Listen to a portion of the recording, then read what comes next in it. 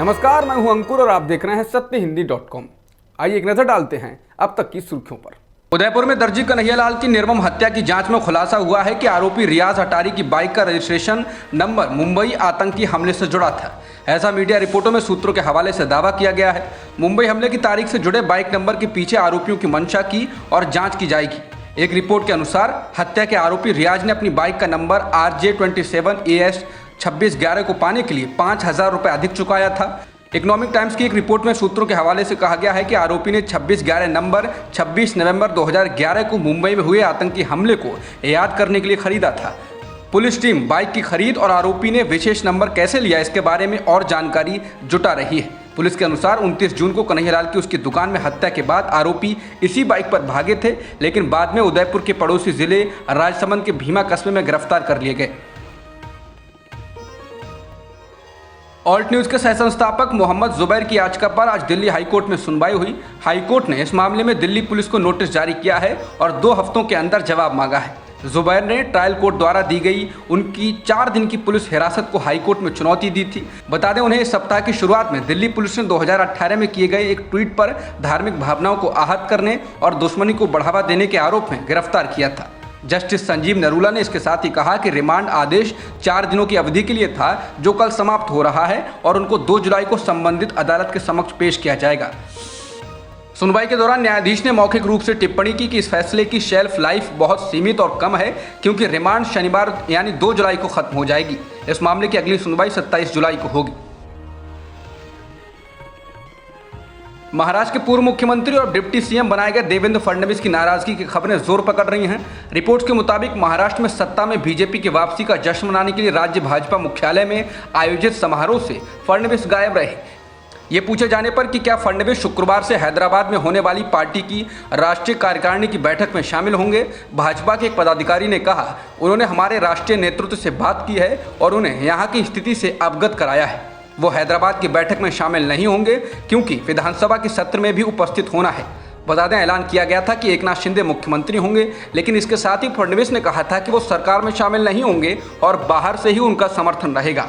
हालांकि इसके बाद बीजेपी का शीर्ष नेतृत्व एक्टिव हुआ और बीजेपी के अध्यक्ष जेपी नड्डा ने मीडिया में आकर फडणवीस से डिप्टी सीएम का पद संभालने के लिए कहा। बाद में अमित शाह ने भी ट्वीट किया, जिसके बाद कुछ घंटे पहले ही सरकार से बाहर रहने का ऐलान कर चुके फडणवीस ने डिप्टी सीएम की शपथ ले ली। हालांकि वो नाराज बताए जा रहे हैं। महाराष्ट्र के मुख्यमंत्री की कुर्सी से इस्तीफा देने के बाद शिवसेना प्रमुख उद्धव ठाकरे पहली बार शुक्रवार को मीडिया से मुखातिब हुए। उद्धव ने कहा कि बीजेपी ने एक तथाकथित शिवसैनिक को मुख्यमंत्री बना दिया है। उन्होंने कहा कि अगर केंद्रीय गृह मंत्री अमित शाह ने अपने वचन को निभाया होता तो आज महाराष्ट्र में बीजेपी का मुख्यमंत्री होता। बता दें कि 2019 के विधानसभा चुनाव के नतीजों के बाद उद्धव ठाकरे ने कहा था कि अमित शाह ने उनसे वादा किया था कि राज्य में 2.5 साल के बीजेपी और शिवसेना का मुख्यमंत्री बनेगा, लेकिन बीजेपी ने इसे गलत बताया था। इसी बात पर गठबंधन टूट गया था और शिवसेना ने कांग्रेस और एनसीपी के साथ मिलकर सरकार बना ली थी। उद्धव ठाकरे ने कहा कि उनकी पीठ में खंजर मार दें, लेकिन मुंबई के लोगों के साथ ऐसा ना करें। एकनाथ शिंदे के द्वारा कैबिनेट की पहली ही बैठक में आर्य प्रोजेक्ट को लेकर उनकी सरकार का फैसला पलटने पर उन्होंने प्रतिक्रिया दी।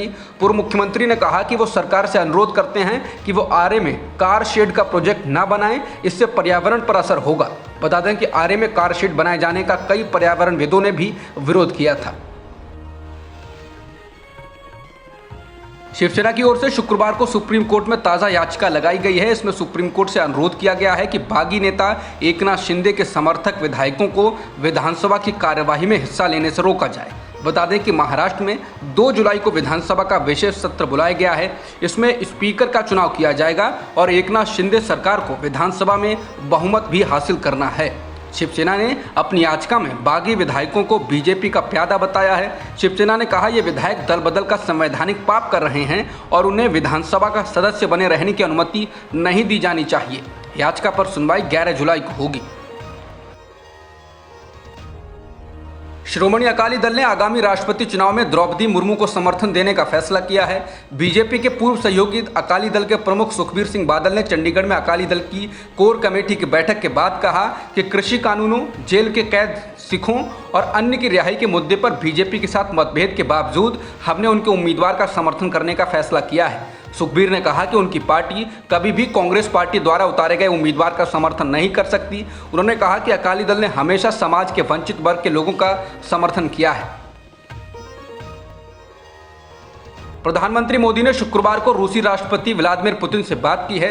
24 फरवरी को यूक्रेन पर रूसी आक्रमण के बाद से उनकी यह चौथी टेलीफोन पर बातचीत है। विदेश मंत्रालय ने अपने बयान में कहा कि दोनों राष्ट्राध्यक्षों ने द्विपक्षीय व्यापार बढ़ाने पर जोर दिया, खासकर फार्मा, कृषि और उर्वरक को लेकर बात हुई। इसके अलावा अंतर्राष्ट्रीय स्तर पर ऊर्जा और खाद्य बाजार की स्थिति पर भी चर्चा हुई। यूक्रेन संकट पर पीएम मोदी ने भारत का रुख दोहराया है कि संवाद के जरिए इसका समाधान तलाशना चाहिए। बता दें, पीएम मोदी 3 दिन पहले ही G7 समिट से लौट कर आए हैं। जर्मनी में हुए G7 समिट में सदस्य देशों ने पुतिन पर जमकर निशाना साधा था। भारत में मौजूदा समय में सबसे बड़ा संकट क्या है, इस सवाल का जवाब नोबेल पुरस्कार विजेता अर्थशास्त्री अमर्त्य सेन ने दिया है।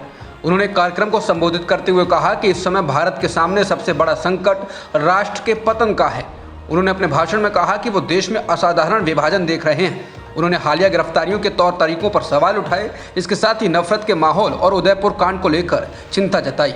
देश की मौजूदा स्थिति और माहौल को लेकर अमर्त्य सेन की ये टिप्पणी गुरुवार को कोलकाता में आई। वो अमर्त्य सेन अनुसंधान केंद्र के उद्घाटन के अवसर पर बोल रहे थे।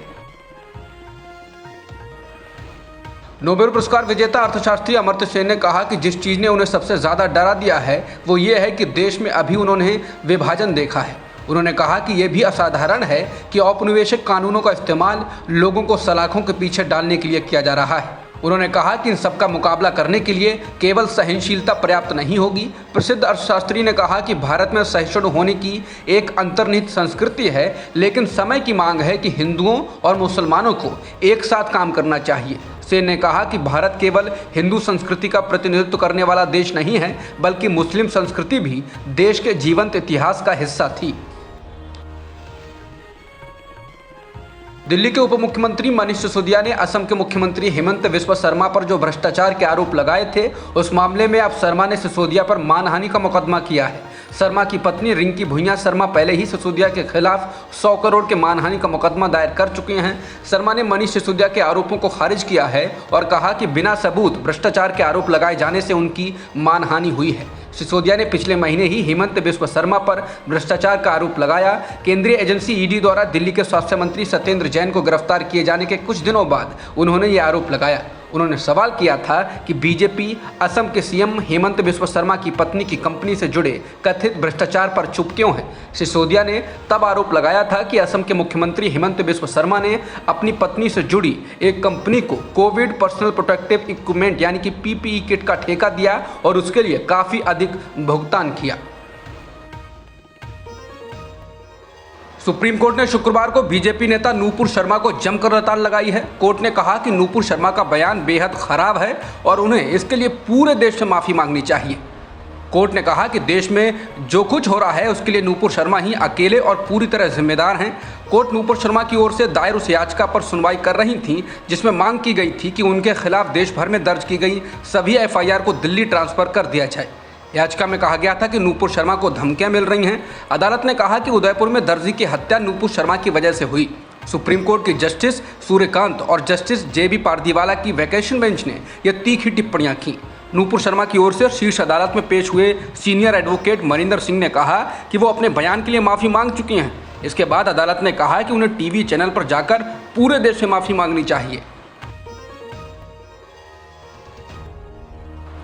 नूपुर शर्मा की ओर से अदालत में पेश हुए सीनियर एडवोकेट मनिंदर सिंह ने कहा कि उनके मुवक्किल को धमकियां मिल रही हैं और उनका अकेले यात्रा करना सुरक्षित नहीं। इस पर अदालत ने कहा कि उन्हें धमकियां मिल रही थीं या वो खुद सुरक्षा के लिए खतरा बन गई हैं। देश में जो कुछ हो रहा है उसके लिए ये महिला अकेले जिम्मेदार है। शीर्ष अदालत ने दिल्ली पुलिस और उस टीवी डिबेट को कराने वाले टीवी चैनल की खिंचाई करते हुए पूछा, दिल्ली पुलिस ने क्या किया? हमसे हमारा मुंह मत खुलवाइए। टीवी डिबेट किस बारे में थी? क्या सिर्फ एजेंडा चलाने के लिए? उन्होंने एक विचाराधीन विषय को क्यों चुना? नूपुर विवाद पर सुनवाई के दौरान सुप्रीम कोर्ट ने दिल्ली पुलिस की कार्रवाई पर सवाल उठाए। सुप्रीम कोर्ट की पीठ ने पूछा कि दिल्ली पुलिस ने क्या किया।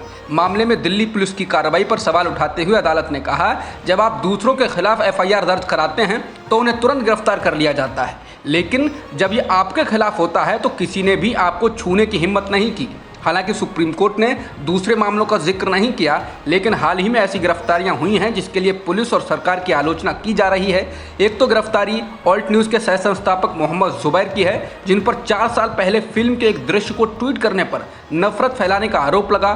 दूसरा मामला सामाजिक कार्यकर्ता तीस्ता सीतलवाड़ का है, जो गुजरात दंगों में पीड़ितों की पैरवी करती रही हैं और दोषियों के खिलाफ कार्रवाई की मांग करती रहीं। इन दोनों को ही गिरफ्तार कर लिया गया।